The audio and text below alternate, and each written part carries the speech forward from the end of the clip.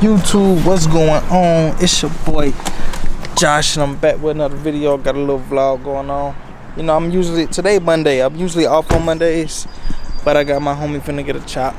His name Jabir, my homie Jabir. I'm on the YouTube. I put it on the camera, bro. It's just a little vlog. Oh, alright. Heck yeah. I'm finna go through the back though, right here. Alright, there's somebody right in there. Okay, yeah.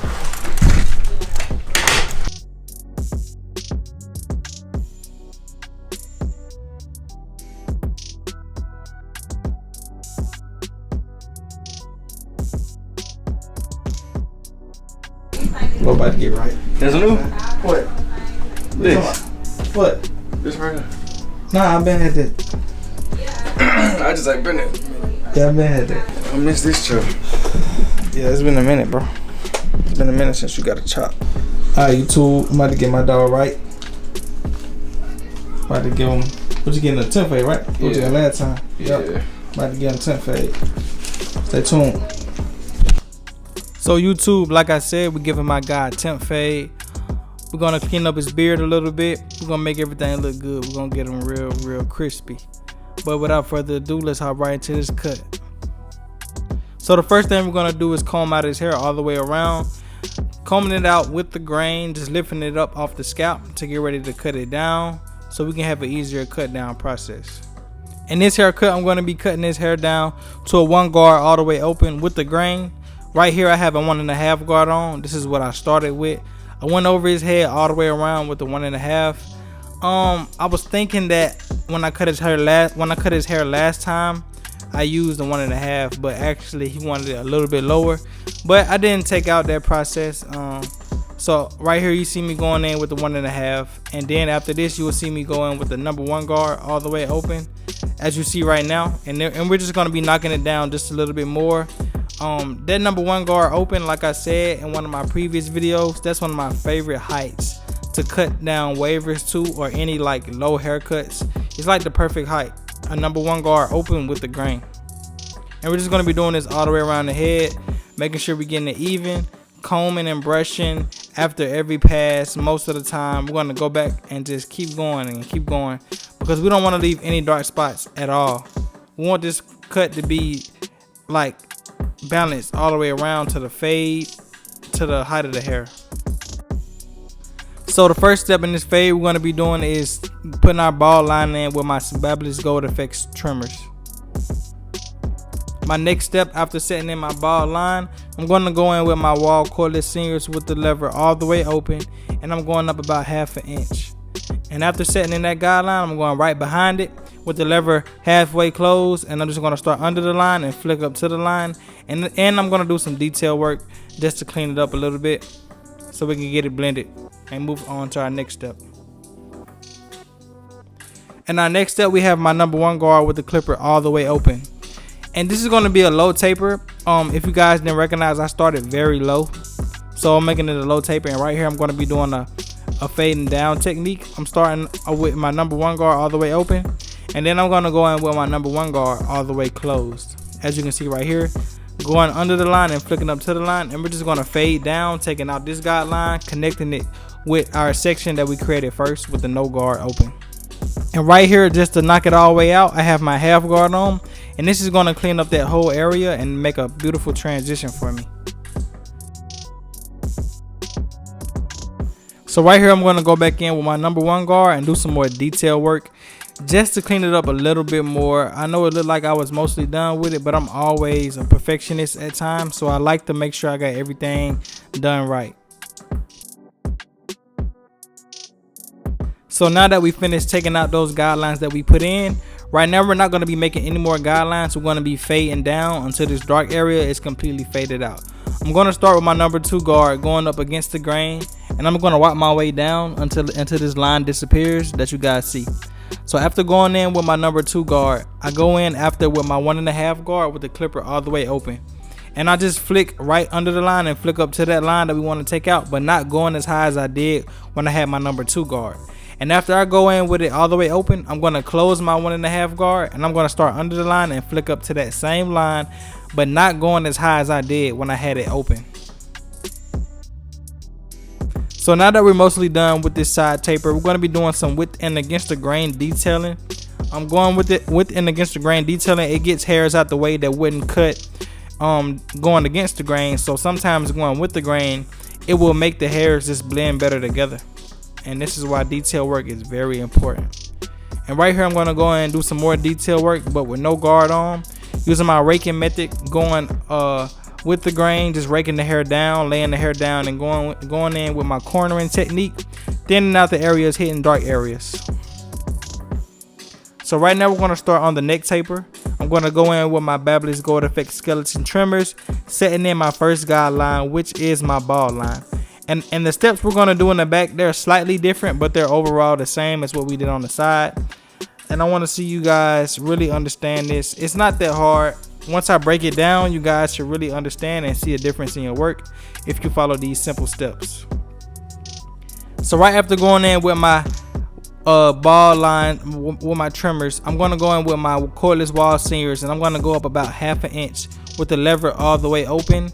And I'm going to just make sure I clean up this area very evenly, and I'm going to make sure that I get this line out when it's time to take it out. So right now I'm going in with my clippers halfway closed, and I'm going right under the line and flicking up to the line, flicking this line out. And as you guys can see, we flicked that line right out. But you want to make sure you get it out all the way, because sometimes there can be areas that's not all the way faded, and you want to make sure you do that before you move to your next step, because you might get lost. So my next step is going in with my number 1 guard with the clipper all the way closed. And the reason why I didn't start with it open in the back is because I have a lot more room to fade. So I'm going to make a longer transition with my lower guards, and then make a quick tight transition with my bigger guards. So instead of me stretching the fade, I'm going to stretch it as far as I can at the bottom, and then at the top I'm going to make it real tight and blend it out. So right after going in with my number 1 guard, I went in with my half guard, which comes right behind that number 1 guard closed. And I'm going to start under the line and flick up to the line and flick that line right out. But remember to always brush to get all the cut hairs out the way, so you won't be seeing stuff that's not there. So now I'm going to start my fading down process. I'm going to start with my number 2 guard, just like I did on the side. And we're going to walk all the way down this fade until we meet our first couple guidelines that we've already faded out. But when I do fading down, we're not setting guidelines, we're just walking down in our fade. So that means that basically we're just doing everything that we would do if we were setting guidelines. We're doing that backwards. So right after I came in with my number 2 guard, I came in with my 1.5 guard and went all the way open. And I went up right under that number 2 guard area, but not going as high as I did with the number 2. And then right after that, I went in with my 1.5 guard closed, as you guys can see now, starting under the line and flicking up to the line at this same line that we're working on taking out. And as you guys can see, when I said that I had more room to fade, when I faded down, I didn't have to make sure I didn't go up too high, because when you're fading down, you're not pushing any guidelines up. If I would have kept going up with my guards, I probably would have pushed this fade up too high. So that's why the fading down technique is very efficient, because it keeps your fade dark. You don't have to worry about making your guidelines too thick and you're going up too high. This is the recipe for that. It basically helps you not do that. As you guys can see, I was going up kind of high with my guards, but as soon as I did that fading down technique, it made it all come together, and I didn't even have to worry about pushing this fade up too far in the back. So as you guys can see, we got this fade blended out for the most part. Now I'm doing some more detail work, just raking the hair, laying it down. As you can see, this thing is an effective technique, and I'm going in with the corner of my blades, just doing some more detail work. So right here I'm going to be fading in the beard. Fading in the beard is the same process as doing a taper. It's just that you're working downwards, and you have to be sure not to drop the fade too low. So sometimes when I fade the top of the beard with the no guard open, and then I close it halfway to flick that out, and then I'll start to walk and do a fading down process, but I'm fading up. So I will start with the 1.5 guard, as you guys can see, and then I'm going to go into my number 1 guard all the way open, and then I'm going to close my number 1 guard all the way, and then I'm going to go in with my half guard and blend it right out. So this makes me not push the fade down too far, closer to his cheekbone when I'm fading out a beard. So I always start with my clipper all the way open, and then I go in with my guards, my bigger guards, and I just walk down until I meet that area that I started off with. And that ensures for me not to push it down too far. Just how I did on the taper, on the side and in the back. So right here we're gonna start our lineup process. I'm gonna go in with my number 1 guard on with the clipper halfway closed. And I'm gonna go with the grain, just taking off some of the bulk. And then I'm gonna go in with some hold and spray and go behind it with a blow dryer on cool air to lock it and freeze and hold it. So I can do this lineup and we're gonna get my guy crispy. So for my lineup, I'm gonna be using the same trimmers that I use to start my guidelines, my ball guidelines. And we're just gonna go in and give him a natural, clean shape up. You guys, this lineup came out super dope.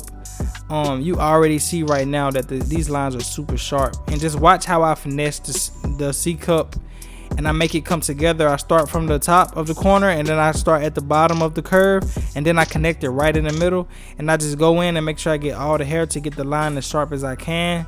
And as you can see, you guys, it really brought out that taper fade and showed that lowness in that fade. And look at that neckline. You know, this is one of my favorite things to do. That neckline always come out super crispy.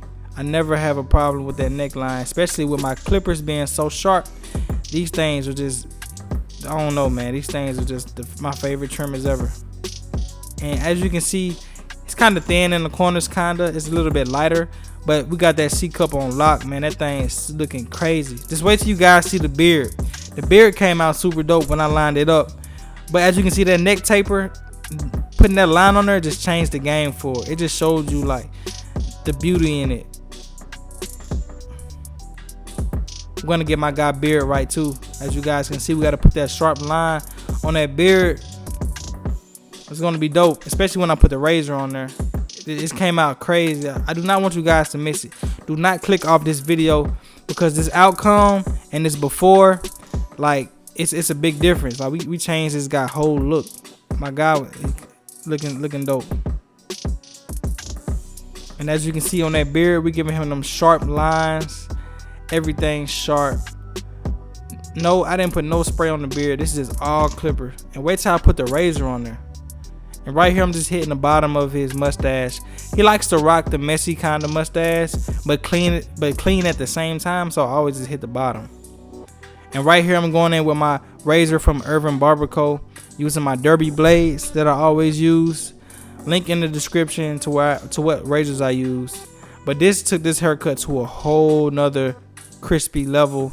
Like, look at them lines. I mean, it's just super clean. Like you wouldn't have thought. Look at this before. We brought my guy back to life. But without further ado, this is the cut. Let me know what you guys think about this. This cut is crazy. Let me know in the comments what you think about this taper. He doesn't have like the best hairline, but I always make it work. I mean, this thing came out dope. Like all natural, no enhancements. Man, that beard looking good. It was kind of looking thin at first, but I made it come to life. YouTube, if you watched it up until this point, I really appreciate it. It was my day off. This is the same day. I'm recording this the same day. I'm about to clean up all my stuff so I can get ready to dip. But if you're new and you're not subscribed, hit that subscribe button. Like, leave a comment, share this with somebody, and turn on that notification bell so you can be up to date on my next video.